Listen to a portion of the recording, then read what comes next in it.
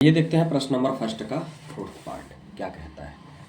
देखिए बोल रहा है कि इस क्वाड्रेटिक इक्वेशंस के आपको जीरोज फाइंड करने हैं, है ना। अब इसके जीरोज फाइंड करने के लिए सबसे पहले तो एक इसको क्वाड्रेटिक इक्वेशन के स्टैंडर्ड फॉर्म में चेंज करनी पड़ेगी। तो इसको स्टैंडर्ड फॉर्म में चेंज करने के लिए हमको क्या करना पड़ेगा, कुछ नहीं है यहाँ पे, तो यहाँ पे हम क्या कर देंगे, एक कर देंगे।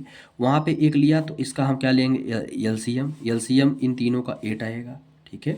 इसके बाद 1 8 जा तो जो करते हैं नॉर्मल प्रोसीजर, ये हो गया 8 2 जा 16x² minus 8x plus 1 equal to में 0 है।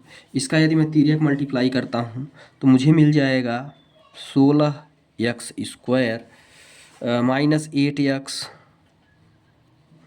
प्लस 1 और 8 का 0 से मल्टीप्लाई करूँगा तो ये हो जाएगा 0।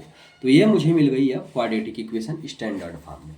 अब इसका मुझे क्या करना है, जीरोज फाइंड करना है, ठीक है। तो चलिए देखते हैं इसके जीरोज कैसे फाइंड कर सकते हैं। भाई क्या क्या फैक्टर, सबसे पहले तो यहाँ है तो 16 का फैक्टर निकालिए।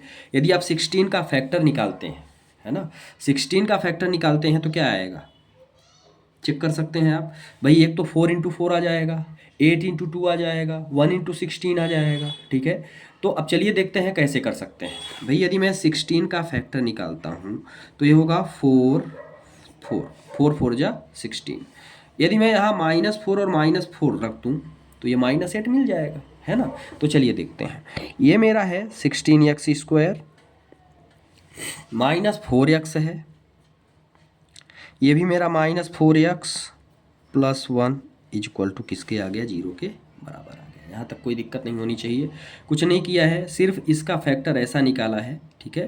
प्रीवियस वीडियो में भी आपको समझाया जा चुका है। इसको सबसे पहले तो हम क्या करते हैं, इन दोनों का मल्टीप्लाई मारते हैं तो 16x² आया, ठीक है।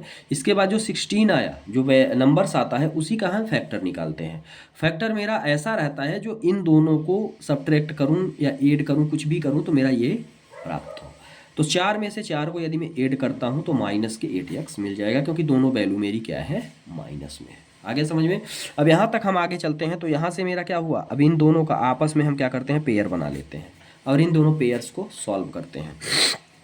यहाँ पहले टर्म से तो मेरा 4x कॉमन है, ठीक है। तो यहाँ पे आ गया x -1, ठीक है। पहली टर्म से मेरा क्या है, 4x -1, क्योंकि क्या है 4x कॉमन है तो 4 का 4 में करेंगे तो 4 आएगा, 16 में करेंगे तो, और यहाँ करेंगे तो 1 आएगा।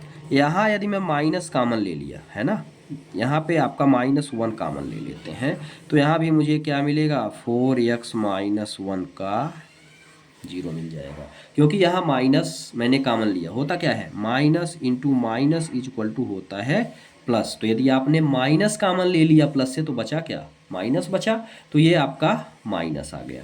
अब ये टर्म और ये टर्म क्या हो गई मेरी, ये टर्म मेरी सेम है तो ये हो जाएगा 4x -1, और दूसरी टर्म मेरी क्या मिली, ये भी मुझे मिल गई 4x -1 इक्वल टू किसके मिल गया, 0 के। आ गया समझ में। अब इन दोनों टर्म को अलग अलग 0 के बराबर कर देते हैं तो ये हो जाएगा 4x -1 इक्वल टू 0, और ये भी हो जाएगा 4x -1 इक्वल टू 0 के बराबर।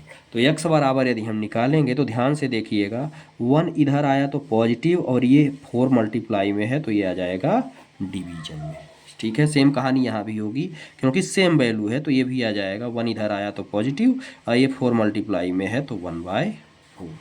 इस प्रश्न के यही दो रूट निकलेंगे। तो इस तरह से प्रश्न नंबर फर्स्ट का फोर्थ पार्ट भी हुआ कंप्लीट। जहाँ न समझ में आया हो वहाँ आप कमेंट करके बताएं। वीडियो अच्छा लगा हो तो चैनल को सब्सक्राइब करें और ज़्यादा से ज़्यादा शेयर करें।